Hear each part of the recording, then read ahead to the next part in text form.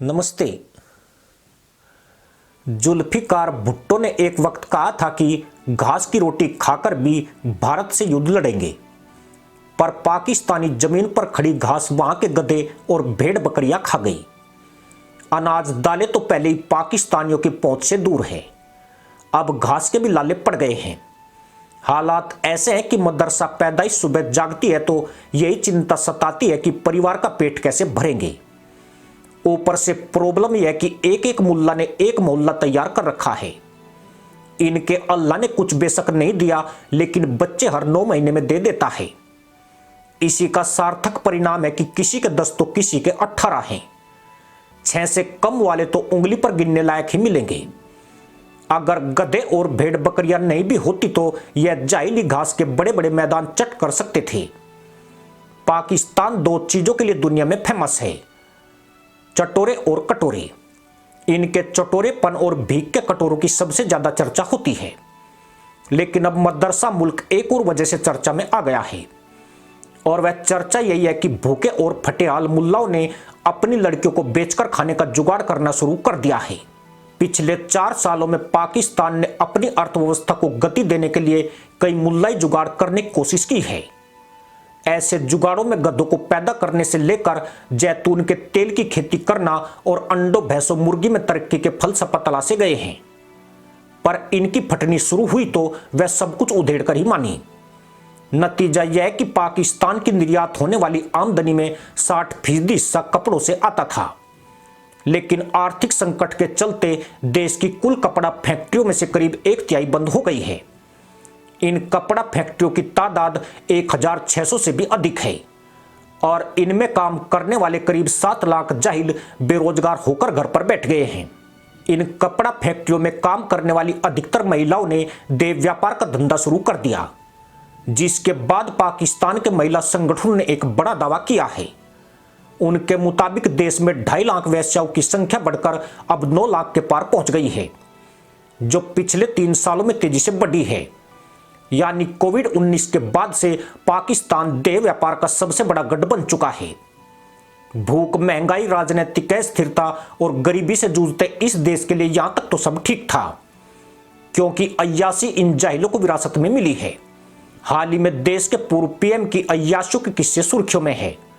जब मुखियाई ऐसा हो तो उसकी दुनिया कैसी होगी। पर अब पाकिस्तान के गरीब और बेरोजगार मुल्ला अपनी बेटियों को बेचकर रोटी का जुगाड़ कर रहे हैं। कराची, जिसे देश की आर्थिक राजधानी कहा जाता है, यहां पिछले 4 महीनों में 2835 लड़कियां बेची गई, जिनकी उम्र 13 से 27 साल के बीच थी। इन लड़कियों के खरीदार कौन है इसका खुलासा तो नहीं हुआ है, लेकिन जिन्होंने इनको बेचा वह कराची के दिहाड़ी मजदूर और वह लोग हैं जो पाकिस्तान की टेक्सटाइल इंडस्ट्री के बंद होने से आज बेरोजगार होकर घर पर बैठे हैं। इन लड़कियों को 35,000 पाकिस्तानी रुपए से लेकर 2,70,000 रुपए के बीच बेचा गया है। खास बात यह है कि कम उम्र की लड़कियों को अधिक दाम पर खरीदा जा रहा है। यूं भी गधों के कारोबार के साथ यह कारोबार भी पाकिस्तानी अर्थव्यवस्था के लिए बेहतर कहा जा सकता है, क्योंकि यह इनके घर की खेती है और इसके लिए खाद पानी की ज्यादा जरूरत भी नहीं पड़ती है। बस निठल्ला और निकम्मा होना जरूरी है, जो हर वक्त घर पर पड़ा रहकर इस धंधे में 4 चांद लगा सकता है। और इस खटारा देश में ऐसे लोगों की आज की तारीख में कोई कमी नहीं है। कराची के अलावा लाहौर में भी बेटियों को बेचने की खबरें खूब चर्चा में हैं। पाकिस्तान के पंजाब प्रांत में सबसे ज्यादा कपड़ा फैक्ट्रियां बंद हुई है। स्थानीय महिला संगठनों के मुताबिक इलाके में 3,500 लड़कियों की सौदेबाजी हुई है, जिनमें से 2,600 के करीब की बिकने की जानकारी है। हालांकि उनकी रिपोर्ट में कहीं भी यह उल्लेख नहीं है कि इन लड़कियों को किसे बेचा गया, परंतु ऐसे दावे किए जा रहे हैं कि इन लड़कियों के खरीदारों में अधिकतर खाड़ी देश के लोग शामिल थे। चीन, जो पाकिस्तानी लड़कियों का बड़ा ग्राहक रहा है, उसका जिक्र कम ही किया गया है।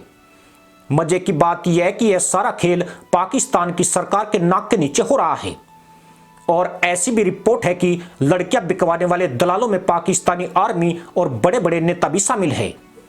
दरअसल करोड़ों पाकिस्तानी ऐसे हैं जिन्हें पाकिस्तान में जारी आर्थिक संकट की मार झेलनी पड़ रही है। हाल ही में मदरसा मुल्क को अंतर्राष्ट्रीय मुद्रा कोष से एक बेल आउट पैकेज मिला है। यह 1958 के बाद उसे मिला 23वां बेल आउट पैकेज है। बेल आउट पैकेज के तहत आईएमएफ संबंधित देश की आर्थिक मदद करता है और कुछ शर्तें तय होती है कि इस रकम को कहां और कैसे खर्च किया जाना है। आईएमएफ द्वारा पाकिस्तान को जो शर्तें थमाई गई, उसके बाद देश में बिजली, गैस और ऑयल के दाम आसमान से परे हो गए। पहले मदरसा कौम कटोरे बजा रही थी। कंगाली में बड़े दाम और टैक्स ने उनकी हालत और भी बदतर कर दी। पाकिस्तान में नवंबर महीने में महंगाई दर 29% पर पहुंच गई और आटा, मांस, चावल अभी भी दोगुने दाम पर बिक रहा है। जबकि लोगों की आय बढ़ने की बात तो छोड़िए, यहां तो जो काम धंधे उनके पास थे वह भी हाथ से छिटक गए हैं।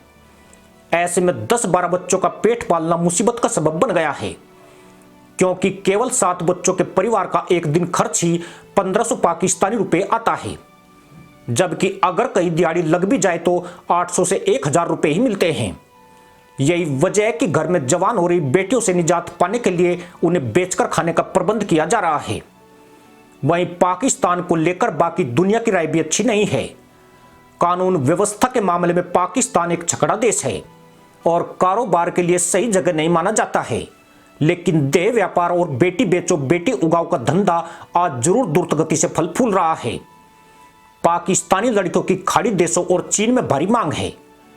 कहने वाले तो यही कहते हैं कि पाकिस्तानी गधे और इस देश की लड़कियों को चीनी आंख बंद करके खरीद लेते हैं।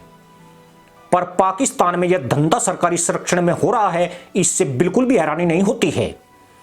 खुद सरकार के पास आम जनता के विकास के लिए पैसा नहीं है। उन्हें रोजगार और राशन मुहैया कराना तो और भी कठिन चुनौती है। ऐसे में गरीब मदरसा पैदाइश को पेट भरने के लिए कुछ न कुछ जुगाड़ करना ही पड़ेगा। यूं भी इन जाहिलों को शर्म बिल्कुल नहीं आती है, चाहे गधे बेचो या फिर पैदा की हुई बेटियां। इसी के साथ अनुमति दोस्तों, जय हिंद, वंदे मातरम।